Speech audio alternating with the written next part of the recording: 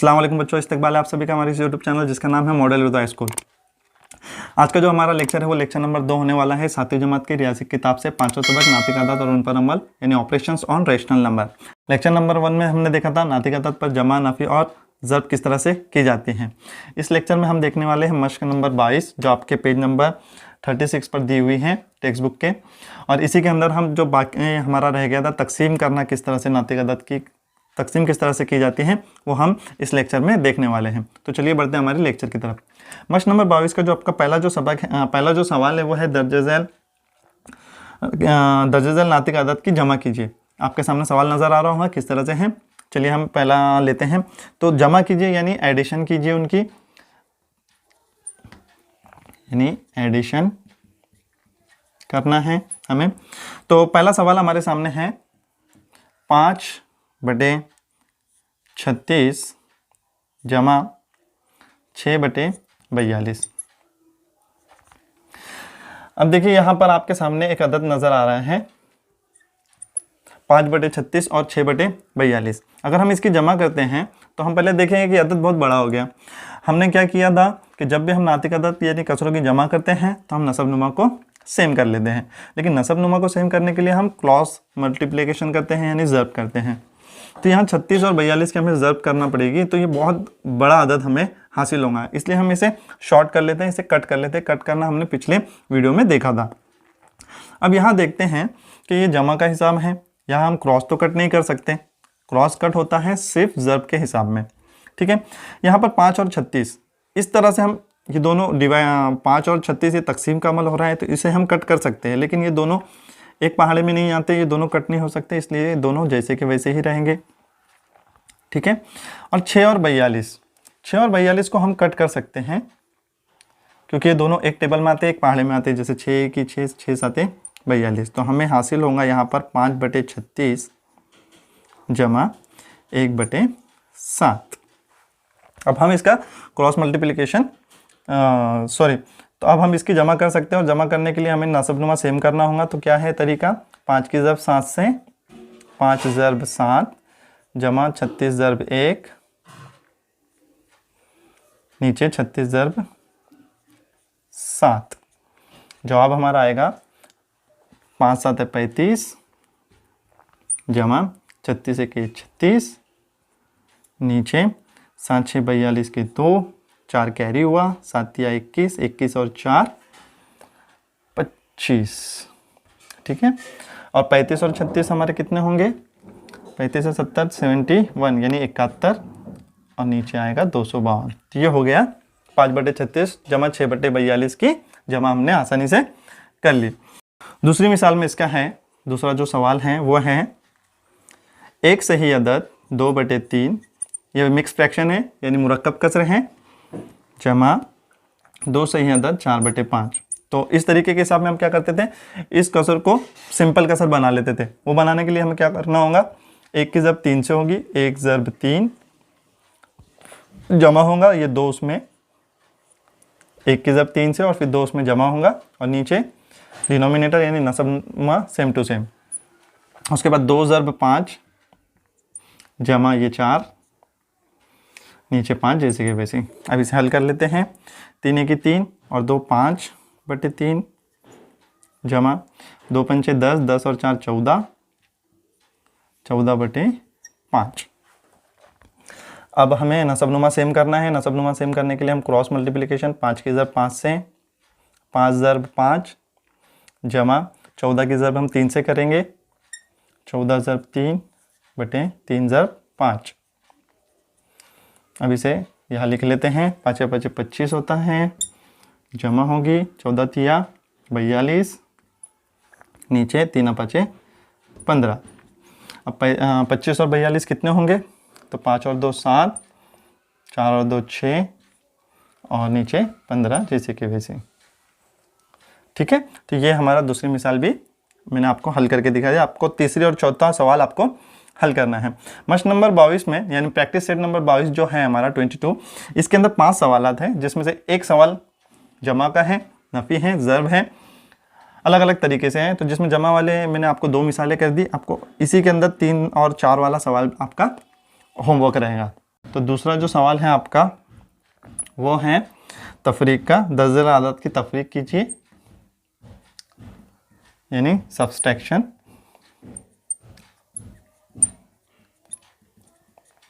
ठीक है, इसमें आपका पहला जो सवाल है वो है 7/11 नफी 3/7। एकदम से सिंपल सा है, आपको सिर्फ एक स्टेप बाय स्टेप इसे गौर से देखना है तो आपको इसे हल करने में आसानी होगी। सबसे पहले हम नसबनुमा सेम करते हैं, जमा में भी हमने यही अमल किया था और तफरीक में भी हम यही अमल करेंगे। यहाँ नसबनुमा सेम नहीं है, उसके लिए हमें 7 की ज़रब 7 से करनी होगी। 7 ज़रब 7 नफ़ी 3 की ज़रब 11 से, 3 ज़रब 11 और नीचे 11 ज़रब 7। 7 7 7 49 तफरीक 11 तिया 33, नीचे 11 7 77। ठीक है, अब यहाँ 49 में से 33 गए, 9 में से 3 गए, कितने बचे? 6, 4 में से 3 गया 1 और नीचे 77। तो ये हो गया हमारा तफरीक का एक हिसाब। जैसे एक सही आदत 2/3 नंबर की आपकी मिसाल है ये आपके टेक्स्ट बुक में 2/3 तफरीक 3 सही आदत 5/6। इसे हल करने के लिए क्या करना होगा? पहले हमें इसे सिंपल कसर बनाना होगा। 1 ज़रब 3 जमा 2/3 जैसे कि वैसे ही तफरीक हो रही है। 3 की ज़रब 6 से, 3 ज़रब 6 जमा 5 नीचे 6 जैसे कि वैसे ही। 3 1 3, 3 और 2 5/3 तफरीक 3 6 18, 18 और 5 23, 23/6। यहाँ 23 जो है वो जैसे कि वैसे लिख सकते हैं हम, क्योंकि हम 3 को 6 बना सकते हैं, इसलिए 3 की ज़रब हम 2 से करेंगे। 3 दूनी 6, 5 की भी हमें 2 से करना पड़ेगी ज़रब, 5 दूनी 10, तो ये हमें 10/6 23/6 मिल गया, बराबर 10 नफ़ी 23/6। अब यहाँ 23 में से 10 गए तो यहाँ 10 में से 23 जा रहा है, यानी छोटे अदद में से बड़ा अदद जा रहा है, तो हम क्या करेंगे? 23 में से 10 निकाल लेंगे, कितने बचेंगे? 13 नफ़ी होगा, क्योंकि छोटे अदद में से बड़ा अदद गया है यहाँ 6। तो ये हमारा तफरीक का हिसाब भी हो गया। आपका तीसरा जो सवाल है वो है ज़रब का, यानी मल्टीप्लिकेशन का।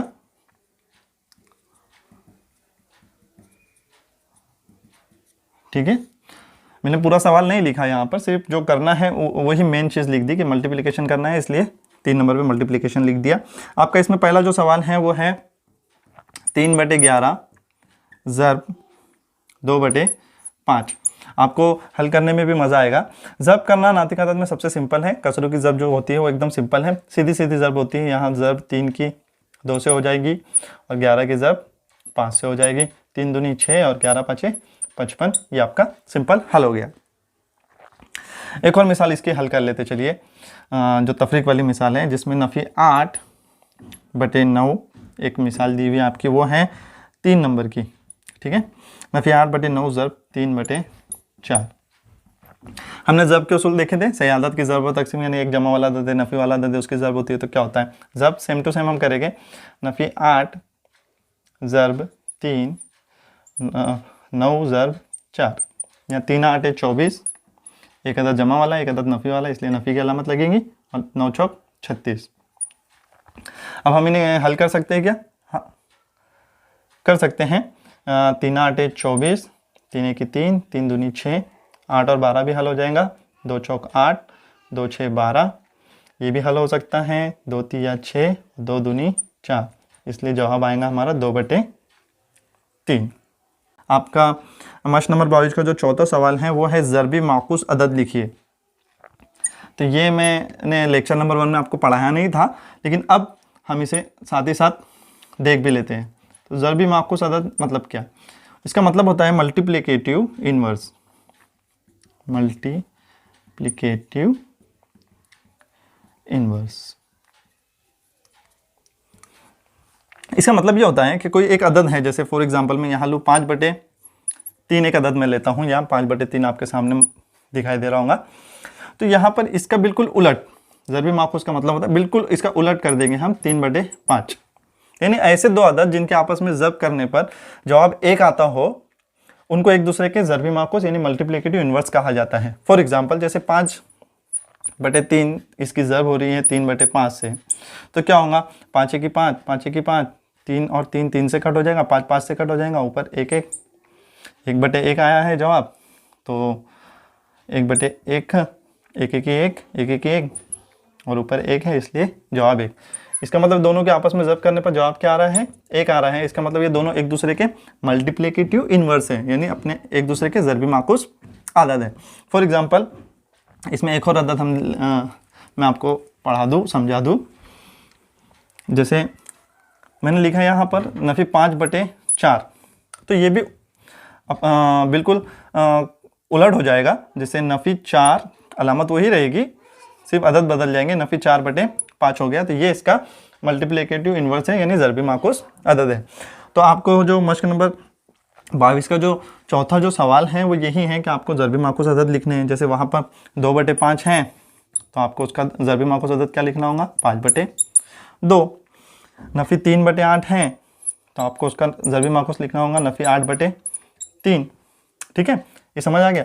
हाँ, इसे और अच्छे तरीके से समझने के लिए एक और चीज़ इसमें रह गई, वो ये है कि जैसे अगर मैं एक सिंगल अदद लिखूँ, जैसे 2, तो 2 का ज़रबी माखूज़ अदद क्या हुआ, तो 2 का ज़रबी माखूज़ अदद होगा। जैसे पहले 2 को समझ लेते हैं कि 2 का मतलब ये हुआ कि अगर मैं सिंगल एक 2 लिखता हूँ तो रियाजी के अंदर क्या लिया जाता है कि अगर इसके पहले कोई अलामत नहीं है, इसका मतलब इसमें जमा की अलामत है। ये एक चीज़ कंसीडर की जाती है। दूसरी चीज़ कंसीडर ये की जाती है कि इसके नीचे 1 है, यानी इसके नसब नुमा में यानी डिनोमिनेटर में 1 मौजूद है। इसका मतलब ये हुआ कि 2 का फिर ज़रबी माखूज़ अदद क्या हो जाएगा, ये 2/1 है, तो ये 1/2 हो जाएगा। यानी अगर मैं बोलूँ कि 3 का ज़रबी माखूज़ अदद लिखिए, तो 3 का ज़रबी माखूज़ अदद हो जाएगा 1/3। समझ में आ गया।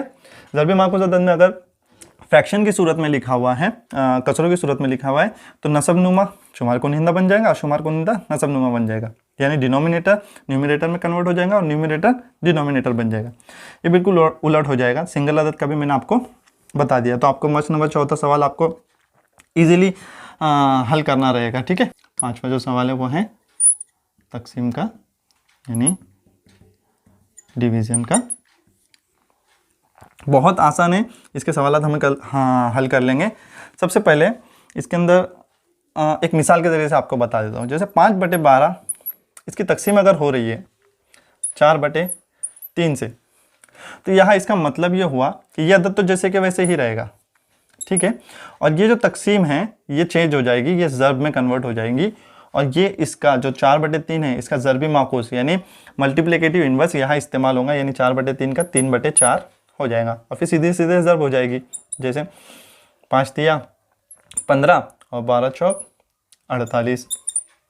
आप ऐसे भी कर सकते हो, या फिर आप ऐसे कर सकते हो कि ये दोनों अगर एक पहाड़े में आ रहे हैं तो इसे कट कर दीजिए, 3 की 3, 3 चौक 12। यहाँ 3 की जगह 1 आ गया, 5 की 5 और 4 चौक 16। इस तरह से भी हल हो गया। तो ये था तकसीम का तरीका। तो चलिए, तो सबसे पहला इसका जो सवाल है वो है 40/12 तकसीम 10/4। सॉरी, 40/12 तकसीम 10/4।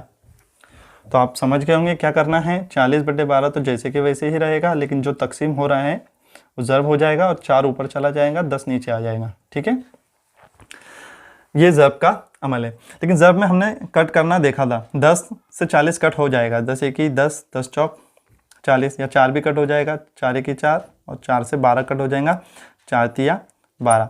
ये एक टेबल में आते हैं तो उन जिस नंबर पर आते हैं उस नंबर को लिखकर इन्हें कट कर सकते हैं। तो यहाँ पर 40 कट हो गया, हमारा हिसाब छोटा हो गया, ज़्यादा बड़ा नहीं। हम वैसे भी हिसाब कर सकते थे, लेकिन हमें आखिरी में हल करने के लिए इसे आसान तरीका है। तो 4 एकी 4 हमारा जवाब, 3 एकी 3, 4/3 हमारा जवाब पहले सवाल का आ गया। चलो दूसरा सवाल देखते हैं हम। दूसरा सवाल है नफ़ी 10/11 तकसीम नफ़ी 11/10। तो क्या होगा, नफ़ी 10/11 तो जैसे कि वैसे ही रहेगा, ज़रब हो जाएगी, ये नफ़ी 10/11 में तब्दील हो जाएगा। अब ज़रब करने के लिए दाई दाई 100, दोनों नफ़ी है इसलिए ये जमा वाला अमल हो जाएगा। 11 11 100, 11 एकी 11 के 1, हासिल का है 1, 11 एकी 11 और वो 1 12, 121। ये जवाब हमारा आ गया। चलिए तीसरा सवाल हम करते हैं। नफ़ी 7/8 तकसीम नफ़ी 3/6। तो क्या होगा, नफ़ी 7/8 जैसे कि वैसे ही रहेगा, तकसीम ज़र्ब में कन्वर्ट हो जाएगी, ये नफ़ी 6/3 हो जाएगा। ठीक है, दोनों कट हो सकते हैं, छोटे आदत है इसलिए हम कर लेते हैं। 7×6 = 42 ज़र्ब हो रही है दोनों नफ़ी आदत की, तो जवाब जो आएगा वो जमा वाला रहेगा। और 8 के 8 24 ये आ गया, दोनों कट हो सकते हैं।